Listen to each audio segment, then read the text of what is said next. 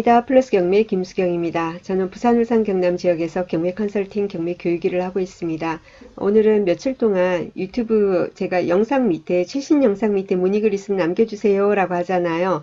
거기에 이제 많은 문의글이 달리는데, 그럼 제가 또 짬짬이 답변을 드립니다. 아주 간단한 것도 있고 그런데, 같이 좀 알았으면 좋겠다 하는 내용 몇 가지 추려서 안내를 드리고자 합니다. 제가 댓글 다 보세요 해도 바빠서 못 보시죠. 그래서 제가 안내를 드리도록 하겠습니다.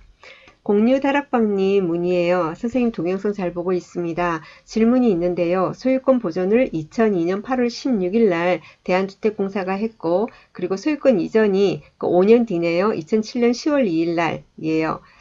그렇게 등기부에 나와 있는데 전입세대 열람을 하니까 지금 전입돼 있는 사람이 2002년 8월 26일이랍니다. 2002년 8월 26일 날 이렇게 전입이 돼 있는데 지금 2007년 10월 2일 날 이제 매매가 됐다고 했잖아요. 이때 이 이름이 있는 거예요. 2007년 매매할 때 소유자 이름이 박땡땡씨인데 그런데 전입세대 열람을 하니까 2002년도 8월 26일 해가지고 박땡땡씨가 있다라는 거죠.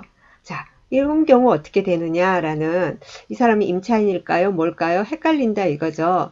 이제 전입세대 열람을 하면은 예전에는 풀네임으로 나왔었어요. 근데 요즘은 땡땡 이렇게 나오거든요. 그래서 제가 답변을 드렸어요. 이게 보니까 소유권 보존 2002년 8월 16일, 아니 8월 16일이고 소유권 보존이란 거 아시죠? 처음 건물 지어서 등기한 거예요. 자, 그때 그 당시에 8월 26일 날 열흘 뒤에 박땡땡 씨가 뭐죠? 전입을 한 거예요. 그리고 나서 5년 뒤에 2007년도 10월 2일 날 그 집이 매매가 됩니다. 그리고 소유자가 박땡땡 씨 이렇게 또 돼 있는 거예요. 이건 뭐죠? 라는 거죠. 그래서 제가 답을 드린 게 뭐냐면은, 만약에 동일인이라면은, 처음에는 이제 임차인이다가, 나중에 그 임차인이 매수를 해가지고 소유자로 바뀐 거 아닐까요? 라고 했어요. 예, 그 생각을 한 이유가 뭐냐면은, 5년이란 텀이 있어서, 예전에 보면 임대 아파트들 보면은 이제 5년간 있다가 나중에 뭐죠? 분양을 하는 그죠? 그런 경우가 있었죠. 그런 경우에 임차인한테 우선권을 주지 않았습니까? 그래서 그런 케이스가 아닌가. 뭐 사건 번호라든가 아니면 뭐 아파트 이름이라든가 이런 정보를 주지 않았기 때문에 이 전입 날짜와 그리고는 소유권이 넘어온 거기에 한 5년 정도의 갭이 있기 때문에 이렇게 안내를 드렸습니다. 어떤 건지 잘 모르겠어요.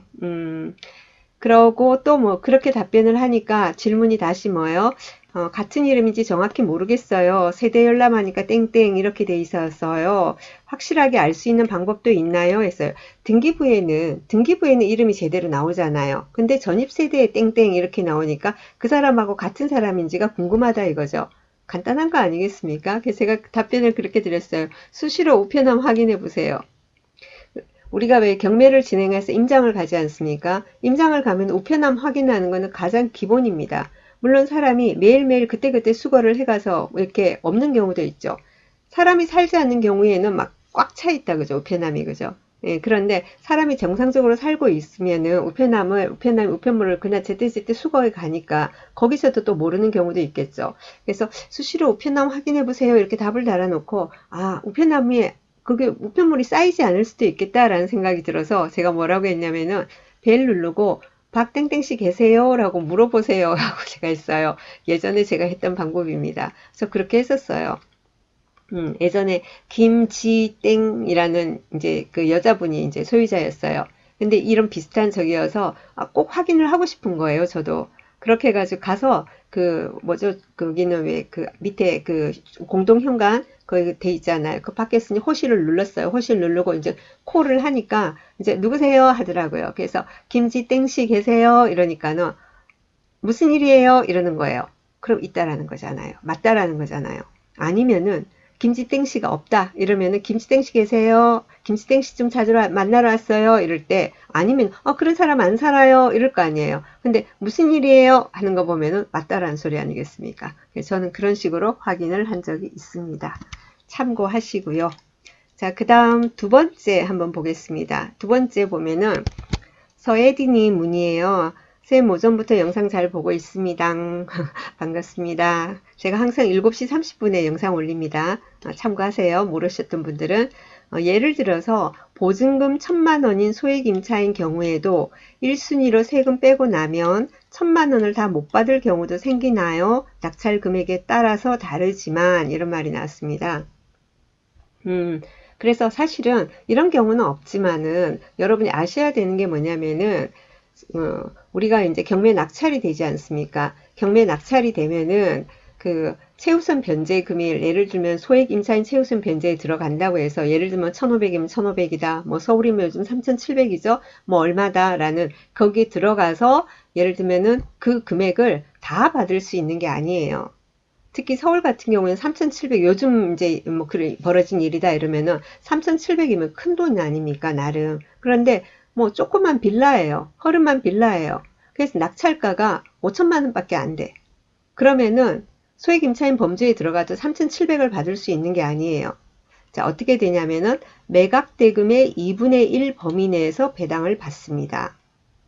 5천만 원 낙찰이 됐다 그러면은 5천만 원 중에서 뭐겠습니까? 뭐 경매 비용 공제하고 어쩌고 저쩌고 그러고 나서 뭐 4,700 정도다 이러면은 4,700의 2분의 1 이렇게 되는 거죠. 그래서 그 2분의 1 범위 내에서 배당을 받습니다. 3,700을 다 받을 수 있는 게 아니에요. 그래서 매각대금의 최우선 변제도 매각대금의 2분의 1 범위 내에서 배당한다라고 아시면 됩니다. 뭐 다가구 주택 이렇게 해가지고 임차인이 많이 있다. 그런 경우도 마찬가지예요. 그런 경우도 마찬가지입니다. 임차인이 많이 있는데 다 소액 임차인 최우선 배제에 들어간다. 그래서 3,700을 받을 사람이 예를 들면 10명이 있다. 그럼 3억 7천이잖아요. 근데 낙찰은 예를 들면은 뭐 2억에 됐다. 그럼 2억에 반하 뭐예요? 1억이죠. 1억을 가지고 그 사람들한테 나눠지게 되는 거예요. 그래서 그 범위에 들어간다고 해서 무조건 다 그 금액을 받는 건 아니라는 거 꼭 염두에 두셨으면 좋겠습니다. 그 다음에요. 세 번째 보겠습니다. 세 번째, 집밥 여신님. 지난번에도 제가 안내 드렸는데, 집밥 여신님 댓글 이번에도 제가 안내 드리겠습니다. 선생님 아까 질문 드린 집 말고 한 주 전에 낙찰받은 집 대단하세요, 이분. 이사비도 안 받고 먼저 짐을 다 뺐다고 하더라고요. 그런데 현재 아이들과 짐 옮긴 집으로 전입을 하면은 신랑이 찾아와서 해코지할 것 같다고 전입을 아직 못하고 있다는데 어떡하죠? 라는 거죠. 전입 안 뺀 상태에서 매물로 내놓을 수 있는지, 전입까지 다 빼고 매물로 내놓아야 하는지, 전입을 빼야 한다면 낙찰자가 처리할 방법이 있는지, 이사비는 전입까지 다 뺀 후 챙겨져야 하는지 궁금합니다. 했어요. 전입을 안 뺀 상태로 매물로 내놓을 수는 있겠지만 나중에 거래가 되고 다른 사람이 들어오기까지는 그걸 해결을 해줘야 하겠죠. 그죠? 자, 그리고요. 전입을 빼야 한다면 낙찰자가 어떻게 할 방법이 있느냐, 우리가 어떻게 할 방법이 있느냐라는 거죠. 그건 방법이 있어요. 근데 지금 단계에서 한 주 전에 낙찰받은 집이라고 하니까 아직은 좀 마시고요. 그 나중에 집밥 여신님이 그 잔금 내고 소유권 이전 되잖아요. 그러면 그 등기부 등본을 이제 등기 필증은 오려면 시간이 좀 걸리죠. 그런데 잔금 내고 며칠 있으면 그 인터넷 등기소 들어가서 열람하면은 소유권이 넘어와 있을 겁니다. 그러면은 그걸 출력을 하셔서 주민센터에 가지고 가세요. 주민센터 가지고 가서 그 사람이 여기에 살지 않는다라고 얘기를 하고 그리고는 말소 신청을 해달라고 하십시오.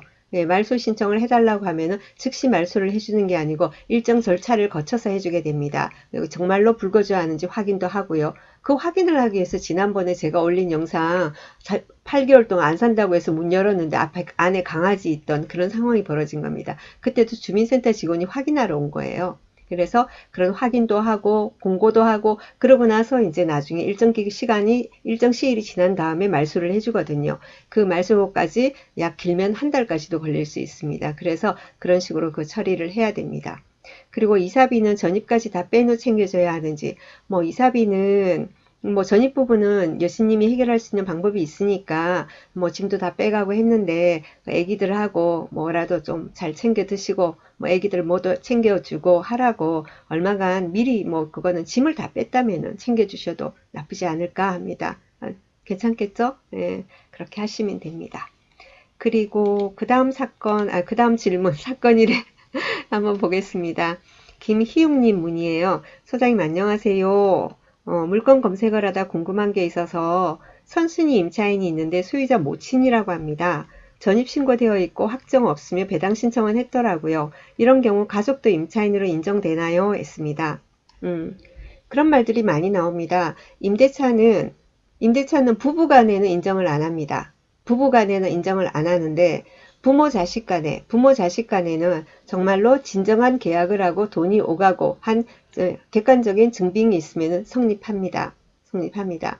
자, 그런데 그래도 이제 궁금하다 그죠? 아니지 않느냐? 특히 확정이 있다면 확정도 없고 막 이러니까 괜히 그저 좀 허위 아닌가라는 생각들을 누구나 하게 됩니다. 네, 그런데 그런 경우에 보세요. 등기부를 보시고 어떤 사건인지 모르겠지만은 그 은행권에서 근저당을 설정했다면은 은행으로 문의를 해보시면 됩니다. 제가 지난달인가 부산 화명동의 롯데캐슬 카이저 같은 경우에 거기 같은 경우에도 좀 비슷한 케이스 거기는 아예 배당 요구는 없는데 뭐냐면은 외형상으로 보면 선순위 이제 그 뭐죠 그 임차인일 수 있는 그러니까 먼저 전입이 돼 있는 사람이 있었어요. 근데 이 사람은 배당 요구는 없었어요. 단지 전입만 돼 있었습니다. 그러면은 그런 경우에는 항상 법원의 매각물권 명세서에는 인수할 수도 있다라고 이제 나오지 않습니까? 그래서 거기도 아마 국민은행이었던 것 같아요. 그래서 국민은행으로 전화를 했어요. 국민은행 대부계로 전화해가지고 그렇게 해가지고 확인했습니다. 사건 번호 얘기하니까 거기 그 받아놓은 거 있어요. 무상거주 확인서 받아놓은 거 있습니다. 라고 얘기하더라고요. 그래서 은행이 근저당권을 설정했다면 은행으로 문의를 해보시면 되고요. 개인이 근저당을 설정했다면은 어떻게 해요? 그러면은 그 개인 같은 경우에도 등기부등본을 보면은 근저당권 설정한 그 사람의 주소지가 나와 있지 않습니까? 그죠? 전화번호는 없지만은 정 궁금하시면 찾아가 보세요. 찾아가서 어떻게 된 거냐 이렇게 물어보면은 뭐 하는 얘기가 있을 거 아닙니까? 그래서 뭐 적극적으로 내가 부딪혀 보는 게 최선입니다.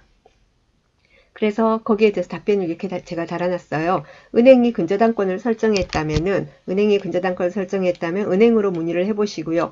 아니라면 등기부에 있는 채권자들 통해서 알아보세요. 라고 제가 댓글을 달았습니다. 여러분도 참고하시기 바랍니다.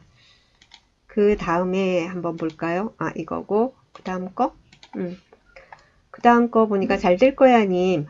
낙찰가에 대한 얘기인가 봐요. 낙찰가율, 그죠? 감정가 대비 낙찰가율. 입지 좋은 곳은 100% 넘는 곳도 있고 유찰돼도 웬만한 곳은 85에서 95%인 것 같습니다. 경기 인천은 그런 것 같아요. 경기 인천만이 아니라 누구나 다, 어디나 다 그래요. 어디나 다.